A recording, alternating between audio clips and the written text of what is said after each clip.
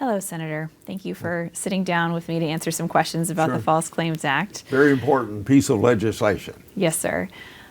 So in July 2020, you announced that you're working on legislation to limit the Department of Justice's ability to dismiss complaints even over the objections of relators. So can you talk a little bit about, what you're working on and what the status of that is? Yeah, we are working on that, and we've got to introduce legislation and get some changes made, just like we have in the past a few times. Since 1986, we first passed this very important piece of legislation. And those changes, for the most part, not entirely, but for the most part, are changes where either administration officials or courts have misinterpreted our intentions. And particularly right now, with the massive amount of money that we're spending because of the pandemic.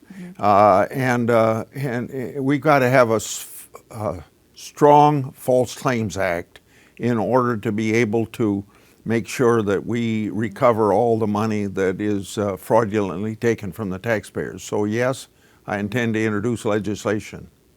Great. And if you do pursue this legislation, will you consider making it applicable to cases that are currently pending or on appeal? The answer is absolutely.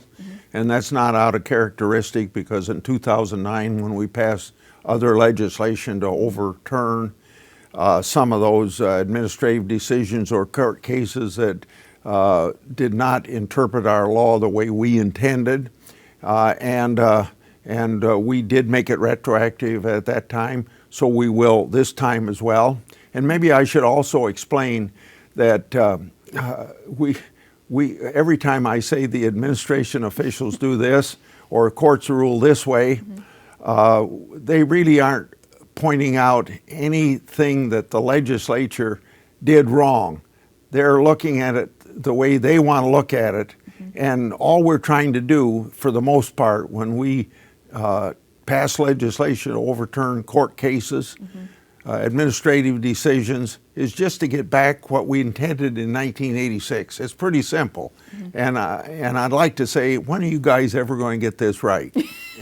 So they just keep going off and you keep reeling them back in. So are there any other changes to the False Claims Act that you think that Congress should be looking at right now?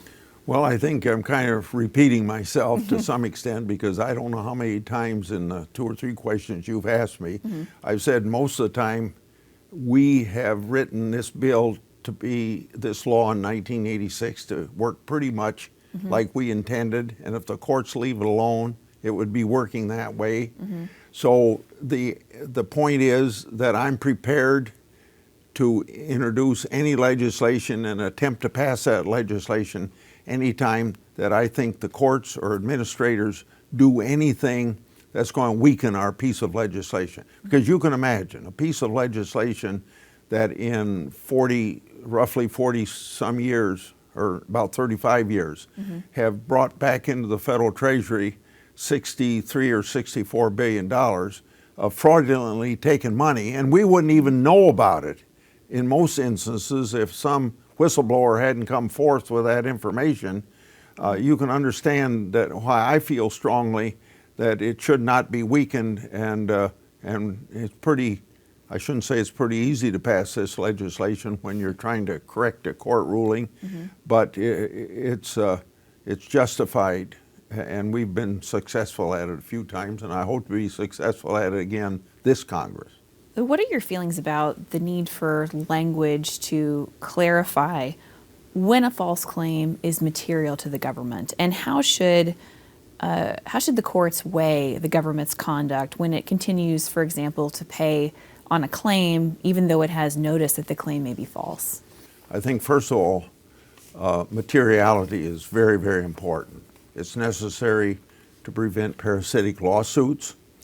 It's very necessary that we make sure that courts can't say, just because somebody working in the government is aware of it, and somehow the argument is, well, if you're working for the government, you know about fraud, then why would it be subject to the qui tam provisions?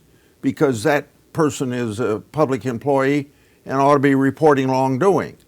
But the problem is, most people that work for the government, all the people that work for government, it's not their money, somebody else's money. So they don't take it seriously. So that's why materiality is very important, and the courts have it wrong in regard to this, and we have to strengthen that. And the reason we have to strengthen that is because the courts have weakened the legislation, and if the whistleblowers can't get rewarded for what they're doing, then we're not going to get this $2, $3, $4 billion we get every year from Ketam type lawsuits, and adding up to about $64 billion coming back into the federal treasury. So yes, we have to pursue that. What are your feelings about the need to introduce language to limit False Claims Act penalties so that they're not disproportionate or excessive? They're meant to be strong penalties, and I don't want to change those at all. If you're going to make massive use of this legislation and stop fraud, you got to come down with a sledgehammer, not with a toothpick. Now, the government, as you said in your remarks, recovers a lot of money into the federal treasury based off of complaints brought by whistleblowers. But it's also true that the Department of Justice has to spend a lot of time monitoring, investigating these cases. So how do you feel about that balance in terms of resources? Well, first of all, the Department of Justice, when they're looking at Ketam type cases, they don't use a cost-benefit analysis. They kind of take a holistic approach to whether or not this ought to be kicked out or not. So I think that all the large number of cases in recent years that the Department of Justice got dismissed, and got dismissed without even going to a court of justice, just some faceless people within the Department of Justice getting at doing that. So I think that we have to have a more clear way of making sure that cases are dismissed, and the best way to do that is to make sure that Department of Justice has to go to the courts and have an impartial person make that decision if it's legitimate to dismiss it.